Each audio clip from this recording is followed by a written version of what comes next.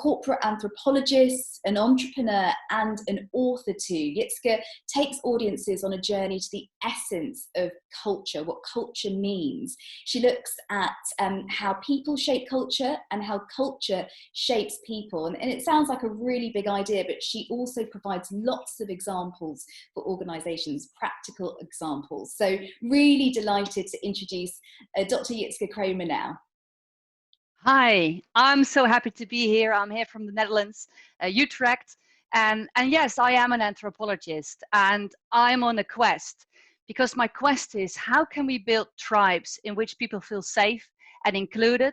And in terms of corporates and money, how can we utilize everything we have to maximize our profits in a way that we, well, at least to me, build a better world? So what I do, I travel the world to understand how people shape cultures and how cultures shape people. And I put those into stories and I compare that to what we need in the business world. And sometimes when the world is open, I do climb on stage. So in my travels, I meet lots of people and everyone can teach us something. And to give an example, I went to Togo last year, and that's where I met Chabasi. And Chabasi is a voodoo priest. And it's a long story, but one lesson I'd like to share now, because I think it's very relevant in the times we live now. Because Chabasi, I asked him, if I speak to leaders in Europe and you could give them a lesson, what would you tell them? So Chabasi said, well, the thing is, if I think about Europe, you seem lost because you don't know where you're from anymore. If you think about families, you can count one generation back, maybe two, but not even more. And he said, if you, as people, don't know where you're from, how do you know where to go to? And I think, especially in these COVID times, this is very true. If we need to take new decisions, we need to know where we're from in order to move forward. So I travel the world to understand how people shape cultures, to find answers to universal questions. But the thing is, you don't have to travel very far. And if you know my country, you know that this is our football team. So we do funny stuff as well. And to bring it a bit closer to your home, maybe you do funny stuff as well. So what anthropologists do, we make the familiar strange and the strange familiar. And I just love that sentence. We make the familiar strange. That means that the things which are familiar to you, if you take a longer look, they're really strange. And the things which are strange to you now, if you take a closer look, they become familiar. And therefore, an anthropologist is in a constant state of slight to strong confusion. And I love to spread that. So my quest is, how do people build strong tribes, safe for diversity, and therefore ready for change? And a tribe is just a community of people wanting to do something. They have a goal. And the thing is, if you optimize all individuals within your organization or your team, yeah, you get a better team. But you should optimize the mutual relationship, because a tribe is as strong as the relationships are strong. And safe for diversity, because we know that each individual is different, each subgroup is different. So the different departments and teams within your organization, they're different. So culture is basically a way to organize the differences between people. And if we do that well and we deal with different views in a correct way, then yes, we're ready for any change. So I write books about that because I like it. And the question around it is constantly, how do we build future tribes with century-old human wisdom? Because all the challenges, they seem new, but they're not. We've seen them before as mankind. So people shape cultures, cultures shape people. And we do it all over the world, and we do that in office spaces.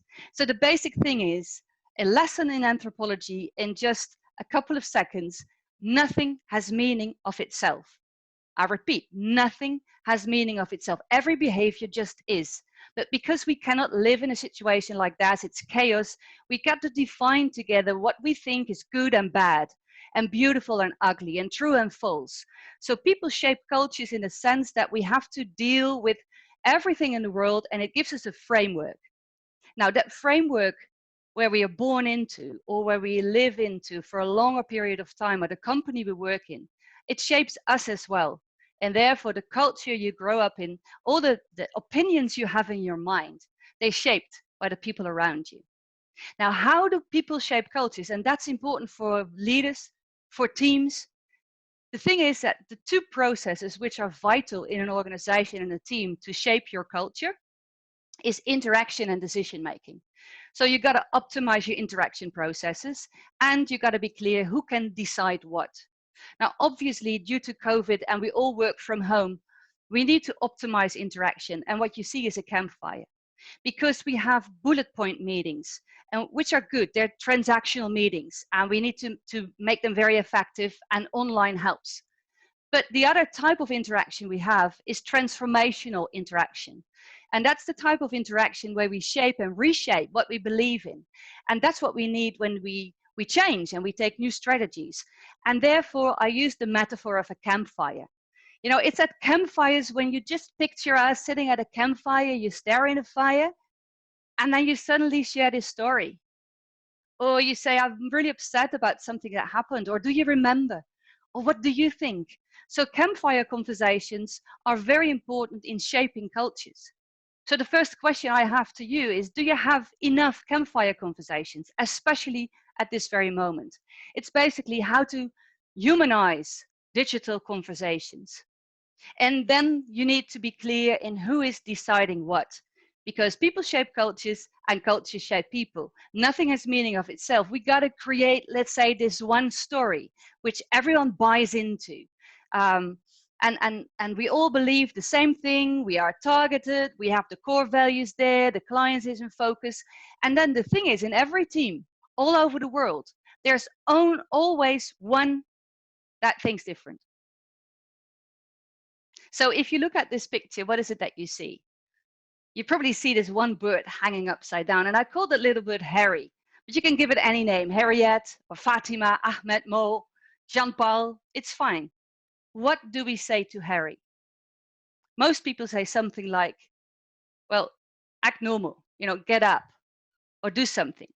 Usually it's not like the human reflex to say, wow, what do you see? And that's a shame, because every change comes from someone with a different perspective. So Harry is the metaphor of a different perspective. And the thing is, if someone feels differently about something and you feel you cannot express it, and you notice that people don't really listen to you, or they roll their eyes when you say something, you tend to keep it for yourself. But if it's really important to you, it won't go away. It won't fly away. So you feel you start talking with your friends about it. You be annoyed. You gossip with some other people. You delay stuff.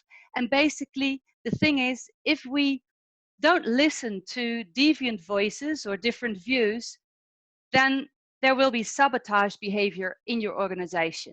And I'll show you a sabotage line, the type of behavior, which is like a diagnostic tool to see whether or not you are open to all different views. So if you look at this, then the first thing people do when they feel they should say something, but they feel a bit shy to do so, they start making jokes, and it becomes more sarcastic. We have excuses, we gossip with people, and this is sabotaging, because people will start saying, it feels a little bit safe to share my thoughts. And I'll only share my thoughts when I feel it's safe, but that's a double catch, because it will start becoming safer once we share our thoughts, but we only do so when it's safe. Well, this diagnostic tool gives you an idea on how safe it is for diversity, and who feels that they have their say, but they can also influence the decision-making process. And that brings us to the topic of inclusion. So my question is also, how do we build inclusive cultures? Or in other words, how do we make sure that people who want to join the action, which is called live or work, they can actually, they're able to join the action. And then can they join the conversation about how we do stuff? And can they actually take part in the decision-making process? Well, that's my Jam Cultures book. It's all about that. How can we make a jam session with all the differences we have? For now, I'd like to say that in every tribe, in every team, in every organization, every culture, we have two forces that help us build the culture we need. And we need both. And there's no good or bad, but the balance needs to be right. And I'll explain them to you, and I'm curious which one fits you best. So the first force that every team needs to have, every organization, you gotta have the force of power. It's like the result-driven force. It's where you put the targets and you get them going. It's like adrenaline. You have dopamine, you get them, you hit the system. It's rebellious as well, because if things need to change, you put the power in to change it.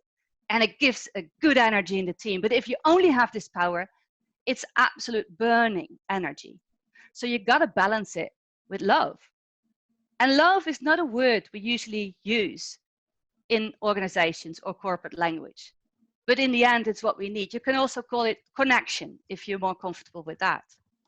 But the thing is, those are those campfires. So if the power is the torch, like your mission of your organization, the why you have, and you put all the torches together, you have this great campfire. And at the campfire, you don't have to fight for your position. You can just stare in the fire of your organization and say, you know, I need some help. Or what's up with you? And that's where we build connection. It's oxytocin. And obviously, you have to have the right balance. And especially during these Corona times, I think many of us use the force of power to keep things, to drive things. And at the same time, I think we need to be careful not to lose the power of love, because that brings me to the idea of culture change. And there's obviously a lot to share about this. But in terms of COVID, I think it's good to realize that we might be in a collective global culture shock. And if you'd like to know more about that, I made a small infographic, which you can find on YouTube, about the different phases we go through. But for now, I'd just like to focus on the realization that in this culture shock, everything we thought what was normal is not normal anymore. So like I explained, people shape cultures, nothing has meaning of itself. So at this very moment, we can reshape anything we like. And we hit very important conversations, like what is the value of a human being? You know, where do we spend our money on? How do we save what needs to be saved? There's people having hunger at this very moment. There's refugees and yes, there's companies, and there's people alone at home. There's people falling ill. So what do we do? And I think in this core issue, we are at the verge of a culture change. But you can also look at Corona times as more like a crisis. So the question is, do you look at this period of time as a crisis where we just have temporarily ways of dealing with the inconvenience and not be able to touch each other and to be in a 1.5 meters? And then we just wait it out until the normal gets back again? Or do you experience this time as a transformational time? And in that sense, it's more like a journey in which you can think again, and you have interaction processes to decide together what is good and bad, and right and wrong, and true and false. So I guess that in the old days, the normal days, February 2020, I'm sure that many of you were running change programs. And maybe they're on hold now, but this is the moment where you can change. So we need to take the energy out to make sure that we use this period well, because anthropologists call this period of time where what was is no longer and what will be is not clear yet. We call that liminal. It's like betwixt and between, and it has this feeling. There has this storyline of the things we do, but suddenly what was is no longer. What will be is not yet. And what is just chaos and uncertainty. And in a way, this is a great time as well. It can feel like you're in love, but you're not sure the other one loves you back. It is exciting and it's scary at the same time. We're in liminal stages, and therefore we need liminal leadership and liminal teamwork. And again, I can tell you loads about that. For now, the main thing is that you got to tell each other, you're not lost, you're here. And once you decide you're not lost, but you're here, you're not lost anymore. And then maybe add to that, and I'll be here with you. So these are exciting times for teams, and the team will get stronger when the relationships are stronger. So how do we do that, right? So now we need the tips and tricks. Well, for now, I just tell you that we could travel to the Quakers and learn how we can use silent meetings to really listen to the voices within. Or we could travel to Togo to learn more about the spirit world and the past, the present, and the future, and how to deal with that. Maybe we could even go to Borneo to see the hat hunters and learn what we can do with the competition. Yeah. Or we travel to Vegas, yeah, and we learn about wedding rituals. Or India, where we learn about how to deal with building up inner strength if other people feel you are untouchable. Or to Iran to learn about Taarruf. But maybe we can do it another time. But for now, I hope you got some lessons on how we can build strong tribes, safe for diversity and ready for change, with power and with love. And in anything you do, anything you decide, every interaction you have is called teamwork. And in teamwork, it doesn't matter who says it, because your thoughts, your words, and your actions, they matter. So take care, safe travels.